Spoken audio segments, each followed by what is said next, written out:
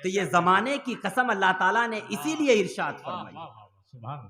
और इसी वक्त की कैद के साथ हमारा रमजान मुताल्लिक है, हमारी नमाजें मुताल्लिक है, हमारा ज़कात का मामला मुताल्लिक है, हज का मामला मुताल्लिक है। जितनी इबादतें हैं सब इसी ज़माने के साथ मुहित हैं।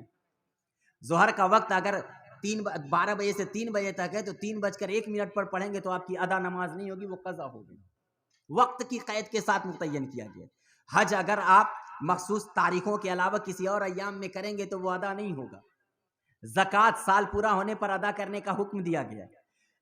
गोया हमारी जिंदगी की इबादतें अल्लाह ताला ने ज़माने के साथ इस तरह से मुल्हक और जोड़ दी है कि कुरान की इस आयत में कि वल अस्र सिर्फ एक लफ्ज़ है, लेकिन इस एक लफ्ज़ से गोया हमारी तमाम इबादतों को घेर दिया गया, हमारी ज़िंदगी के एक एक लम्हों को यहाँ पर घेर दिया गया है कि ऐ मेरे बंदे, ज़माने की कसम अल्लाह ताला इरशाद फरमा रहा है ताकि उस ज़माने के वक्त और औकात को तुम अहमियत देते हुए रब की बारगाह में उन लम्हात को लेकर के आओ ताकि तुम्हें जो इसके बाद घाटे का सौदा जिक्र किया जा रहा है उससे बच करके इल्लल्लज़ीना आमनू व अमिलुस सालिहात की जमात में शामिल हो जाओ और अल्लाह की बारगाह में तुम्हें कबूलियत का मर्तबा। सुभान अल्लाह, सुभान अल्लाह, सुभान अल्लाह। और सुभान अल्लाह। होता क्या है, हम जमाने हालात को गालियां बहुत देते हैं। हमारे समाज में अगर कसाद बाजारी है, हमारा कारोबार नहीं चल रहा, हम बीमारी के अय्याम गुजार रहे हैं, हमारे यहाँ औलाद नहीं पैदा हो रही, औलाद है तो वो नाफरमान है, तो इन तमाम कमियों में और एहसासात में हम ज़माने को देते हैं, ज़माने को बुरा भला कहते हैं, ज़माने को हम कोसते हैं। कुरान मुक़द्दस की इस आयत में बयान किया, इमाम राजी फरमाते हैं कि लैसा ऐब फ़ीहा या ला ऐब फ़ीहा, ज़माने में कोई ऐब नहीं है, इन्नमल ऐब फ़ीकुम, या एक मकाम पे इन्नमल खासिर वल मुईब हुवन नास, कि ऐबदार और घाटे में रहने वाला वो नास यानी इंसान है जो अल्लाह ताला ने ज़माने को रखा है, ज़माना नहीं। बेशक बेशक। ज़माने को गाली, खुद एक हदीस पाक में मिशकात की हदीस है कि बंदा ज़माने को गाली देता है और अल्लाह ताला फरमाता है व अना दहर, ज़माने को पलटने वाला, ज़माने को एक हालत से दूसरी हालत पर लाने वाला, गर्मी जाड़ा बरसात, मालदारी और गरीबी, फकीरी और मालदारी, सेहत और मर्ज, ये सारी की सारी चीजों को पलटने वाला रब्बे कायनात है। अब अगर कोई शख्स जमाने को बुरा कह रहा है तो गोया कि वो रब की बारगाह में एक तरह से गोया गुस्ताखी कर रहा है। लिहाजा हमें इस जमाने और वक्त की कदर करनी चाहिए कि वक्त निकल जाने के बाद फिर इंसान का पलट करके नहीं आता है। बेशक। इमाम राजी ने एक वजह और भी बताई है कि हमारी जो उम्र गुजर रही है ना, सुभान, गुजरती हुई उम्र के साथ सूरह वल अस्र आपको याद दिला रही है कि यह आपकी उम्र में इजाफा नहीं हो रहा है, घट रही है, आप अपनी मौत के करीब जा रहे हैं। वहीं पर एक और कौल असलाफ का नकल किया है कि कुछ हमारे बुजुर्ग थे जिनको ये कि इंसान घाटे में है, उनको समझ में आ नहीं रहा था कि ज़माने की कसम अल्लाह ताला ने इरशाद फरमाई, ज़माना हर लम्हा बढ़ रहा है, जो गया एक लम्हा वो ख़त्म पलट करके आएगा नहीं, और फिर इंसान घाटे में, इसका ताल्लुक आपस में समझ में नहीं आ रहा कि अल्लाह ताला ने यहाँ पर क्या जिक्र फरमाया। बस यही जुमला आगे जो मैं जिक्र करने जा रहा हूँ, अगर आप इसी को सोच करके अपनी ज़िंदगी गुजार लें फिर मुझे आगे कुछ बताने की ज़रूरत ही नहीं पड़ेगी। उन्होंने देखा, वो फरमाते हैं कि बाजार से गुजर रहे थे, एक बर्फ बेचने वाले को देखा। गर्मियों में देखते हैं ना बर्फ बेचने वाले रहते हैं, वो जानते हैं क्या निदा लगा रहा था? उन बुजुर्ग ने सुना कि वो कह रहा था इरहमू मन यजीबो रासो मालिही, उस शख्स पर रहम करो जिसका इस वक्त असले माल पिघल रहा है। वाह वाह वाह। और एक मरतबा नहीं, इमाम राजी ने इसको 2 मरतबा लिखा है, इरहमू मन यजीब मन, कि जिसका रासुल माल यानी असल माल जो वही बर्फ है बस, जी जी, और वो पिघल रहा है। जब उन बुजुर्ग ने उस बर्फ बेचने वाले की यह आवाज चीखते हुए बाजार में सुनी तो कहा मुझे जमाने की कसम अल्लाह ताला ने जो इरशाद फरमाई है और फरमाया इंसान घाटे में, मुझे इसकी तफसीर उस बर्फ बेचने वाले से समझ में आ गई। वाह वाह वाह वाह, नारे तकबीर, नारे रिसालत, सुभान अल्लाह। अब आप सोचें, वाह वाह वाह, कि बर्फ जिस तरह से पिघल रही है, अगर वो जल्द अज जल्द बेचेगा नहीं, जल्द अज जल्द कोई इसको खरीदेगा नहीं, बर्फ पिघल करके पानी हो जाएगी, उसका पूरा मारासुल माल खत्म हो जाएगा।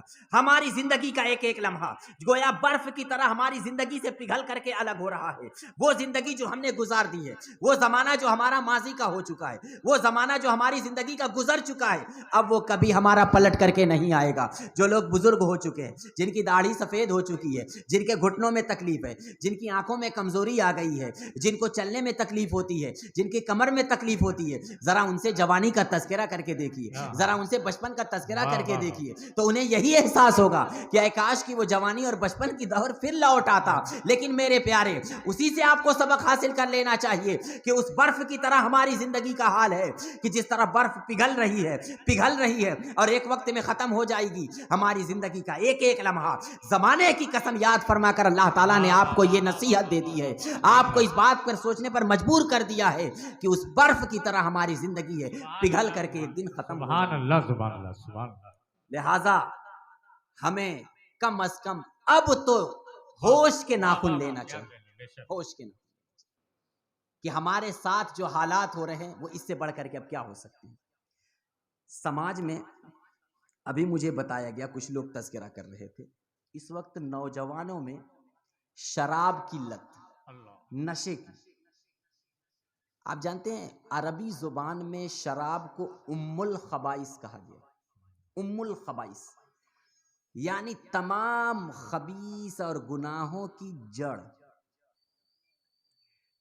उम्मुल खबाइस ज़िना, चोरी और उसके अलावा बहुत सारे गुनाह के काम। गुनाहे कबायर इमाम राजी के कौल के मुताबिक 400 हैं। उन गुनाहे कबायर में से शराब को कहा गया उम्मुल खबाइस, कि उससे बढ़ा, यानी वहीं से इंसान की गुनाहों की जड़ इब्तिदा होती है। और इसको खत्म करने के लिए इस्लाम ने यकबारगी हराम नहीं किया। अरब के लोग भी शराब के रसिया थे। इस्लाम आने के 3 साल तक शराब की इजाजत का मतलब हुर्मत नाजिल नहीं हुई थी, हराम नहीं करार दिया गया।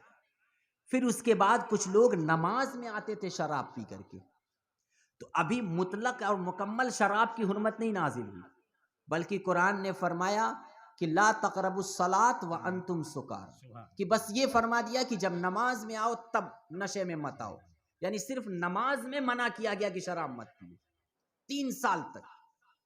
अब फिर उसके बाद आहिस्ता आहिस्ता जब नमाज से बाज आ गए, नमाज में नहीं आते थे पी करके, तब उसके बाद कुरान ने मुकम्मल तौर से सूरह मायदा में आयत नाजिल फरमा दी और शराब, जुआ और इस तरह के जितने थे उन सबको हराम करा दिया और शराब को उम्मुल खबाइस करा दिया। अब आप बताइए नौजवानों को, अभी तज़किरा हो रहा था बैठ करके कि किन किन चीज़ों की नसीहत इंसान करेगा। अल्लाह ताला ने अक्ल हमें और आपको अता की है, बेशक। माँ बाप की फर्मा बरदारी। एक बुजुर्ग मिले, वो कह रहे थे कि बच्चे हमारी बात नहीं मानते। मैं कि बातें मानने का तो बहुत बड़ा मसला है सब, कि बेटा जब जवान हो जाता है तो वो ये समझता है कि फिर जो मेरी फिक्र और सोच है शायद कि मेरे अलावा मेरा बाप नहीं समझता है। मेरे प्यारे, हाथ जोड़ करके कहा जाता है, इस जलसे को आपने मुनाकिद किया है, जो मेरे नौजवान हैं, कम अज़ कम अपने समाज का एक ख्याल रखिए, अपने मुआशरे का ख्याल रखिए, अपने ख़ानदान का ख्याल रखिए कि अगर कोई ये कहे कि फ़लाँ हाजी साहब का लड़का या फ़लाँ ख़ानदान का लड़का शराब पी रहा है, ज़िना कर रहा है, फ़लाँ से बातें कर रहा है, या जो भी कर तो रहा है एक बंदा, लेकिन बदनाम होता है पूरा ख़ानदान, पूरा ख़ानदान। तो ये बड़ी संजीदगी से सोचने और गौर करने की चीज़ है कि अल्लाह ताला हमें इस बुरी वबा से हमें बचाए। तो हमारा जो ये, मैं असल में ये लाया क्यों कि ज़माने के साथ हम किस तरफ जा रहे हैं, ज़माने को जिस अंदाज से हमें गुजारना चाहिए उसमें ना जा करके हमारा हाल ये है कि शराब के रसिया हो जा रहे हैं, लोग इंतकाल कर जाते हैं, मर जाते हैं, हालात इतने बुरे हो जाते हैं, तमाम तर हमारे सामने है। कम अज़ कम मेरे प्यारे नौजवानों, अल्लाह ताला हमें तौफीक दे। आप सब भी दुआ करें कि अल्लाह ताला इस बुरी लत से हमारे समाज को पाक करे। आमीन, आमीन, आमीन। आमीन बोलिए आप लोग। हाँ, अल्लाह ताला हमारे समाज को इस बुरी बला और शराब नोशी से मुकम्मल तौर से पाक करे। आमीन।